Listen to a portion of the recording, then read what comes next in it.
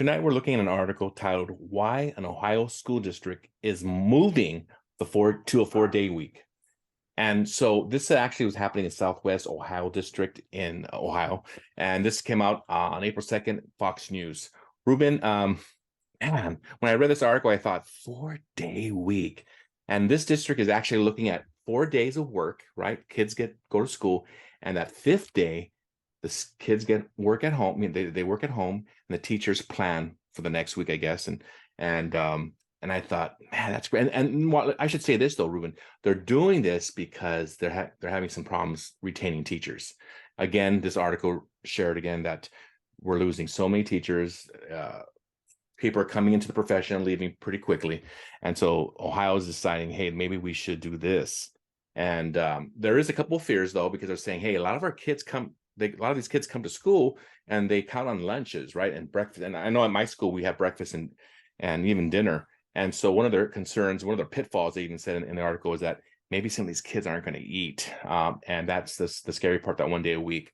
But they say, hey, we're going to look at test scores. We're going to look at graduation rates, see if that doesn't go down. All the other districts in the state, Ruben, are not going to do it. But this is one district, like I said, the Southwest Ohio District. What do you think about this, Ruben, this 4-day week? Does that kind of tantalize you a little bit?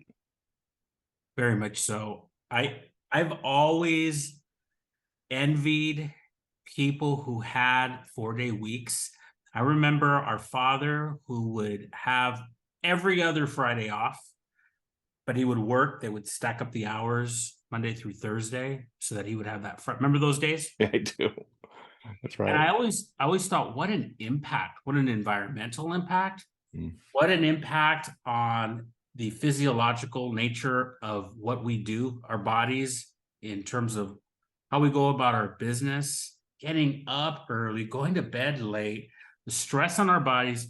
You mentioned the teacher shortage. So, of course, I'm for it. And remember, so people who are watching this and say, oh my gosh, teachers have such a cush job, and now they want, Friday through Sunday off. Look it. In the article, it details that we're not just sitting back drinking virgin pina coladas on a beach. We are doing paperwork. If you're anything involved with SPED, you don't have time. Like, Jacob, I'm on my spring break. We're doing. And you got work, break. huh?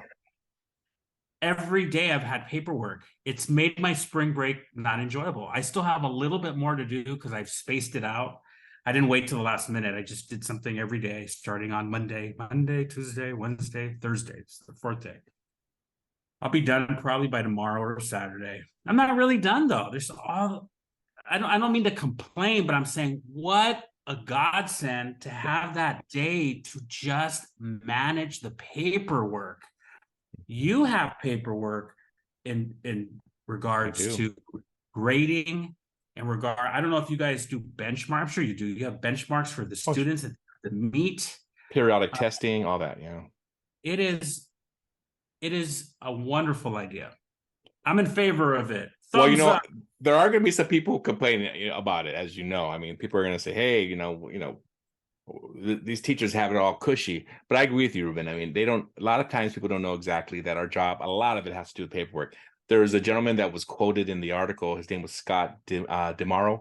He was an administrator with the district. He says this at the end: it's really understanding that in order for students to be successful, you have to make sure that educators have the time, have the resources, have the support that they need in order to do their job well.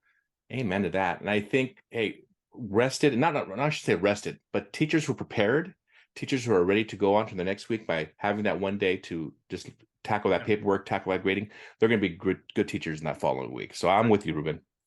Bring it on. Anything else? No, it's going to impact. It still holds true what I was saying about the environment.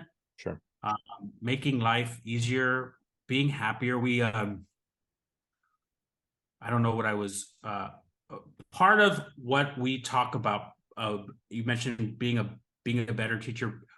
Being a happier teacher means watching our students become happier. So yeah, and I think the test scores will show won't be disrupted too much. I mean, I don't see anything happening there, because I think that you have these teachers who are well rested and also well prepared and are getting their, they're getting their work done those 4 days. And actually, that 5th day they are doing work at home.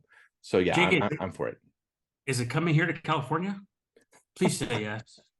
Well, I won't be surprised. I won't be surprised, and I'm hoping that there's long after we retire. You know it. Yeah, probably.